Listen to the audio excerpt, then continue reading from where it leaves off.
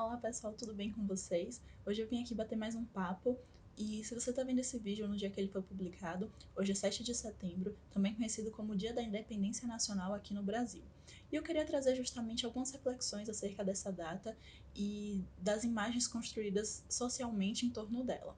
E o primeiro aspecto que eu queria analisar é justamente esse caráter heróico que é atribuído a Dom Pedro I, né?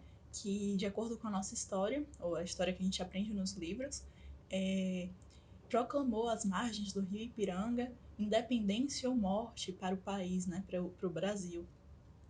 E a gente já pode começar a imaginar quais são os interesses da gente construir, né, de se construir esse ideal heróico em torno de uma figura que não estava associada ao povo, né? Ele ainda continuava sendo um representante da corte, um representante da monarquia, do império português aqui no Brasil. E aí a gente começa a analisar alguns aspectos, como o fato de que essa independência decorreu de uma necessidade portuguesa de atribuir uma autonomia administrativa para os seus territórios colonizados, visto que Portugal estava sob grande ameaça devido às invasões napoleônicas que estavam acontecendo naquele período. Então a gente pode observar que a independência do território brasileiro ocorreu muito mais devido a esse medo, essa tensão política, do que necessariamente ao interesse de se libertar ou de dar liberdade realmente, né, independência para os povos que aqui moravam, que aqui habitam. Outro aspecto a se analisar são as tensões econômicas daquele período. A Inglaterra, por exemplo, já transicionava para outros tipos de relações mercadológicas que não eram limitadas às suas colônias e por isso tinha interesse em expandir o seu mercado. E essas independências das colônias eram muito vantajosas para eles, exatamente por essa perspectiva de que as pessoas dentro daqueles territórios poderiam agora passar a comercializar, a comprar produtos vindos da Inglaterra. Outro aspecto que a gente pode analisar é essa ideia um tanto pacífica de como ocorreu essa independência aqui. A gente já pode ter uma ideia que a independência ela não se encerrou nesse dia. A gente sabe que na história do Brasil existiram vários outros movimentos populares durante longos tempos que visavam a independência desse território, a independência do povo, que não efetivamente se consolidou dentro desse processo da independência proclamada por Dom Pedro.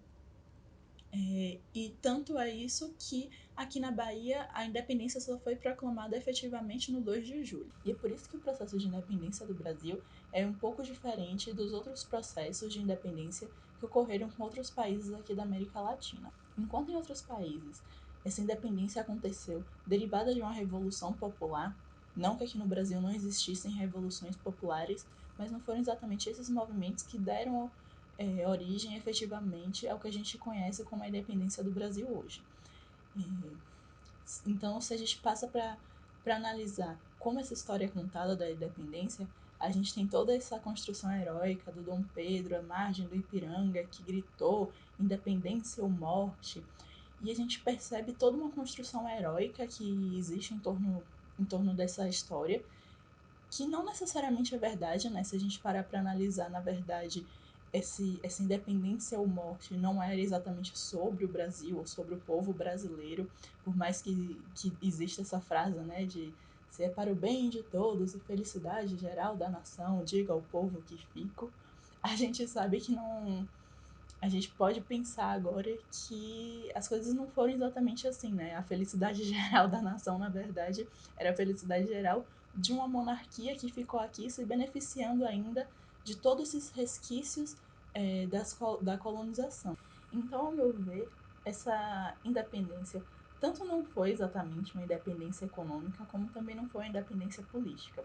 Isso porque a gente manteve uma monarquia aqui, então politicamente a gente não construiu uma nova nação, a gente só mudou um pouco o formato do que a gente tinha aqui, ainda respondendo a esse país, né? Então, essa lógica de independência, na verdade, foi muito mais uma independência simbólica. E se a gente parar ainda para analisar essa independência a partir dos povos originários, né, os povos indígenas brasileiros e dos povos africanos que vieram para cá, esse processo de independência ainda se distanciou muito mais.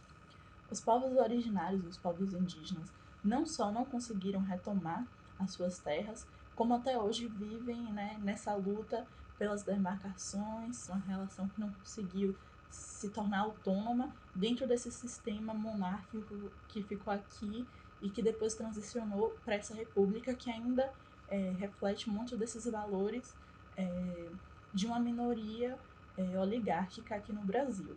E pensando também do ponto de vista das populações negras, a gente pode pensar que essa população ainda continuou dentro da lógica escravista aqui, e até hoje a gente vê, né, os reflexos desse contínuo, dessa escravidão e dessas opressões que ainda imperam aqui no Brasil. Então, para esse 7 de setembro, eu quero deixar essa reflexão da gente pensar quando a gente vai conseguir uma independência para o povo brasileiro, uma independência econômica em que a gente não esteja mais preso nesses ideais liberalistas que fazem a gente ter uma economia dependente e uma tecnologia dependente de países estrangeiros. Quando a gente vai conseguir uma independência para o Brasil que realmente acolha toda a sua população, né? Que a gente consiga ter liberdade de escolha, liberdade de modos de vida, de crenças, enfim, são muitas das liberdades que a gente precisa conquistar ainda. Tem muita coisa que a gente precisa pensar sobre esse 7 de setembro, né? Por que ele foi construído de uma forma tão heróica? Por que a gente reproduz, né? A gente pode pensar ainda no simbólico de que em todo 7 de setembro a gente tem esses desfiles, né, do exército que passam expondo, né, toda a sua força de arma, sua força autoritária pelas ruas e as pessoas saudam aquilo, né? A gente tem que lembrar que o que é que está sendo saudado nesse tipo de manifestação, né? Qual é a celebração? A celebração de uma força que venceu sobre um povo? Qual foi o povo? Quem são as pessoas que ainda são representadas por esse exército, por essa força militar que impera aqui no Brasil? Ainda mais nesse ano, né? A gente está vivendo sobre forças muito autoritárias, forças muito conservadoras de um governo que se diz, né, abertamente aliado a esses ideais. Então, vale muito a gente questionar. Esse é o momento da gente estar atento e da gente estar crítico, repensando as nossas celebrações, repensando os nossos ideais e repensando a nossa história. Se você não conhece a Chimamanda Adichie, ela tem uma palestra muito legal que ela fala sobre o perigo da história única, essas histórias que a gente aprende nas escolas, né? São as histórias dos vencedores, digamos assim, né? São as histórias das pessoas que estão no domínio, que elas estão no topo dessa cadeia hegemônica que cai sobre a gente, que não necessariamente representa a diversidade das histórias que são vividas nesse país, né? Por que a gente celebra uma data em que um representante da corte portuguesa disse que houve a independência, a gente não comemora outras datas de revoluções genuinamente populares, né? Não digo nem, por exemplo, em Confidência Mineira ou outras datas que a gente ainda celebra, mas datas que representam genuinamente o movimento popular, os movimentos independentes, né? A gente continua reproduzindo essa lógica dessa história que é contada de uma forma heróica, de uma forma talvez não tão fiel, né? Não vamos só reproduzir as coisas, porque quando a gente reproduz a história única, como diz a Chimamanda Adichie, a gente corre esse perigo de estar reproduzindo uma história que não é real, que não abrange a diversidade das experiências, das histórias. Então, vamos abrir o espaço para as pluralidades. É muito importante a gente pensar nas pluralidades das histórias, nas pluralidades das narrativas. E esse é o meu pensamento para hoje. Espero que vocês tenham gostado. Me deixe aqui no comentário o que é que vocês estão pensando sobre esse assunto. Então, vamos compartilhar ideias, vamos trocar pensamentos aqui para a gente criar essa rede de conhecimento, essa rede de saber, que é muito importante para a gente não cair nessas falsas ideias das histórias únicas, tá bom? Então, bom feriado aí para vocês, consciente, e nos vemos em breve.